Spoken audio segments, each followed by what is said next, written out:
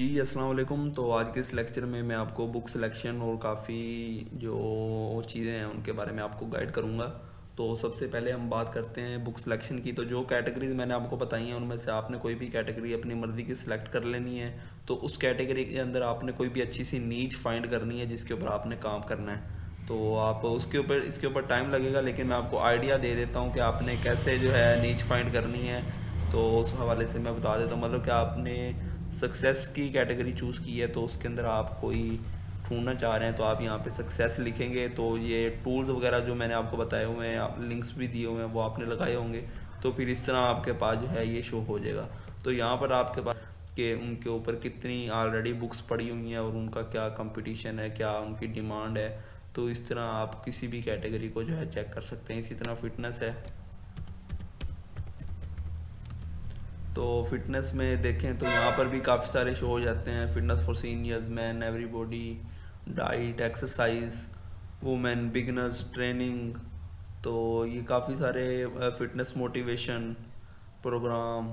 तो इस तरह आपने बारी बारी कोई भी इस तरह चेक करते जाना है। तो जिस पर भी आपको मतलब कि बुक्स के रिज़ल्ट्स कम मिलें और उसकी डिमांड मतलब ज़्यादा हो तो वो आपने सेलेक्ट कर लेनी है। जिस तरह अब ये मैंने सर्च किया है फिटनेस ओवर 60, तो इसके ऊपर सिर्फ 2000 रिजल्ट हैं सिर्फ। तो आपने भी कोई ऐसी नीच फाइंड करनी है जिसके ऊपर सिर्फ 5000 या 10,000 रिजल्ट हों कम से कम, और इतने हों तो ये तो फिर क्या ही बात है। जिस तरह ये मैंने नीच फाइंड कर लिया है फिटनेस सिक्स ओवर 60, ठीक है। ये शायद ओल्ड ओल्ड मैन लोगों के लिए है। तो इसके ऊपर मुझे काफ़ी सारी बुक्स रिसर्च करनी पड़ेंगी उन वेबसाइट्स को, जी लाइब्रेरी और पीडीएफ ड्राइव वेबसाइट को यूज़ करते हुए। तो मैंने इन इधर इसकी बुक्स मतलब सर्च करी, उनके रैंक भी चेक कर लेते हैं। रैंक भी इसके अच्छे आ रहे हैं, तो इसका तो काफ़ी अच्छा ही रैंक है। तो फिर इसका मतलब कि अगर हम भी इसके मतलब के बूढ़ों की फ़िटनेस के बारे में बुक्स बनाते हैं काफ़ी सारी, तो हमारी भी अच्छी खासी सेल होगी।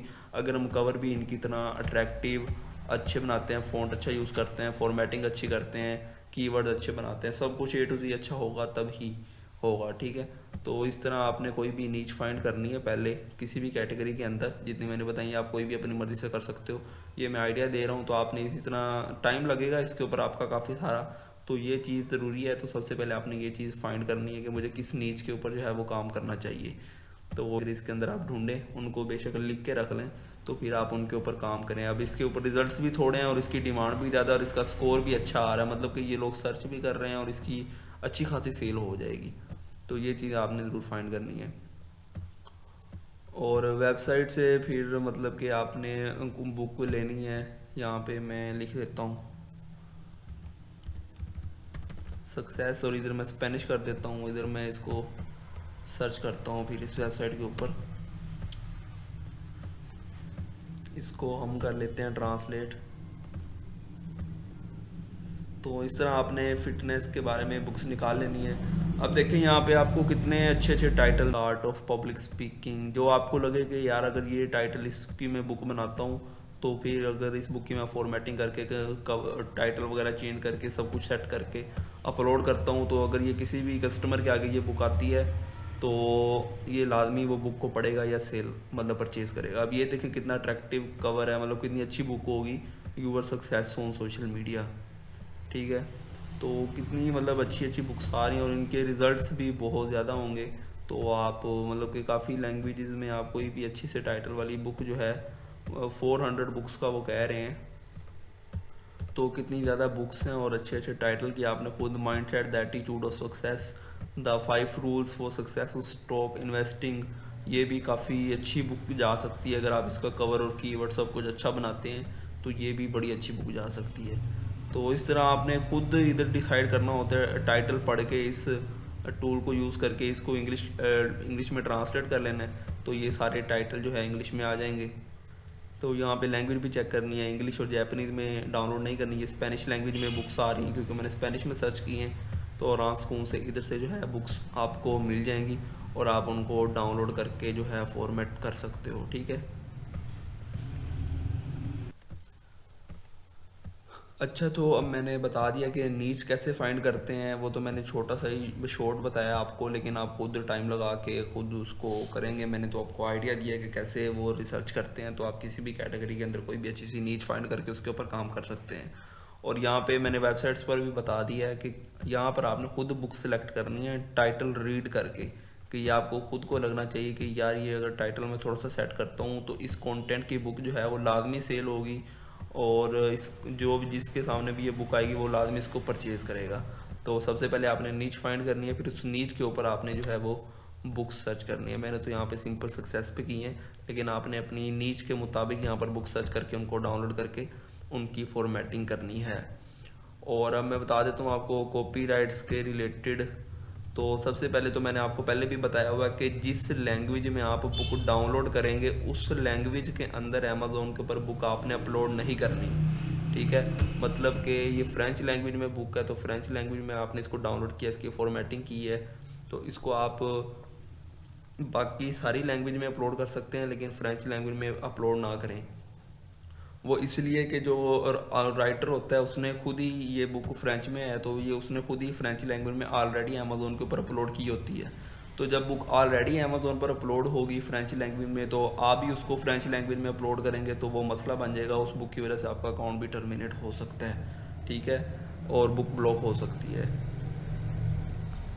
ये तो मैंने आपको पहले भी बताया हुआ था कि इस लैंग्वेज में नहीं करनी। और जैपनीज़ लैंग्वेज के अंदर भी काफ़ी इश्यूज आ रहे हैं। अगर आप रोमांस लव की कैटेगरीज अडल्ट कंटेंट के ऊपर काम करते हैं रोमांस और लव कैटेगरीज के अंदर, तो फिर उसके अंदर बहुत इश्यूज आ रहे हैं, और वो सीरियस जैपनीज ज़रा ध्यान से मतलब अडल्ट कंटेंट को फिर यस किया करें। आपको पता होना चाहिए कि मेरी बुक अडल्ट कंटेंट में है या नहीं है। ठीक है, तो जैपनीज लैंग्वेज के अंदर जब हम बुक अपलोड कर रहे होते हैं तो फर्स्ट पेज पर ही हमें उनको येस और नो का ऑप्शन बताना होता है कि हमारी बुक ये अडल्ट कंटेंट है या नहीं है। वो सिर्फ रोमांस और लव की बुक्स में आता है। तो अगर आपकी रोमांस या लव के बारे में कोई बुक है तो आप जैपनीज में ना ही अपलोड करें तो बेहतर है। ठीक है, और बाकी ये भी है कि अगर ये बुक, मैं इसको ज़रा वापस स्पेनिश में कर देता हूँ। मतलब कि आपने ये बुक सेलेक्ट की है तो आपने ये देखा कि ये फ्रेंच लैंग्वेज में है। ठीक है, तो हम कोई और देख लेते हैं। ये मतलब कि स्पेनिश लैंग्वेज में बुक है, तो स्पेनिश लैंग्वेज में आपने डाउनलोड करके इसकी फॉर्मेटिंग करके इसको अपलोड कर दिया अमेजोन पर। ठीक है, आपने सारी लैंग्वेजेस में अपलोड कर दिया लेकिन स्पेनिश में अपलोड नहीं किया। वो इसलिए कि मैंने कहा हुआ है कि जिस लैंग्वेज में हम डाउनलोड करेंगे बुक उस लैंग्वेज में बुक हम अपलोड नहीं करेंगे। तो ऐसा भी हो सकता है ये जो राइटर है इसने खुद ही पहले से ही अपनी बुक को जो स्पेनिश में है इसको इंग्लिश में ट्रांसलेट करके अमेजोन पर भी अपलोड किया हुआ हो। मतलब इस राइटर ने खुद ही स्पेनिश में भी अपलोड किया हुआ हो, उस इंग्लिश में भी अपलोड किया हुआ हो, और बाकी लैंग्वेजेस में भी अपलोड किया हुआ हो। तो ये चीज़ें हमें कैसे पता चलेंगी? तो यहाँ पे बुक अगर आप कोई करते हैं सिलेक्ट, तो उसको आप इस तरह ट्रांसलेट करें उसका टाइटल, तो फिर उसका टाइटल को कॉपी करें और अमेज़ोन पर आ जाएं।